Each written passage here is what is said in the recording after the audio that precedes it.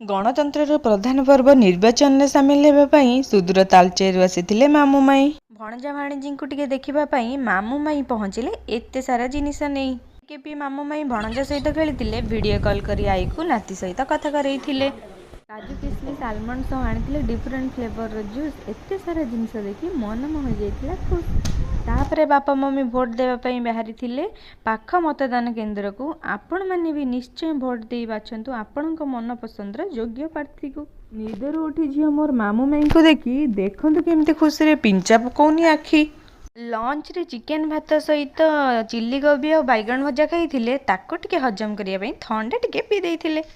ରାସ୍ତାରେ ବିକୁଥିବା ମାଉସୀ ପାଖରୁ ଭାଇ ମୋର ସବୁ ଆମ୍ବ କିଣି ଆଣିଥିଲା, ମୋତେ କିଛି ଦେଇ ଆଉ ବାକି ତକ ଗାଁକୁ ନେଇଯାଇଥିଲା। ବାରମ୍ବାର ଫୋନ୍ ଆସିବାରୁ ଭାଇ ଭାଉଜ ଭୋଟ ଦେବା ପାଇଁ ବାହାରିଥିଲେ ଗାଁକୁ। କଥା ଦେଇ ଯାଇଥିଲେ ପୁଣି ଥରେ ଆସିବାକୁ। ଦେଇ ଆମେ ଶେଷରେ ଖାଇଲୁ। ସବସ୍କ୍ରାଇବ୍ କରି ଏହି ଅପେକ୍ଷାରେ ରହିବୁ।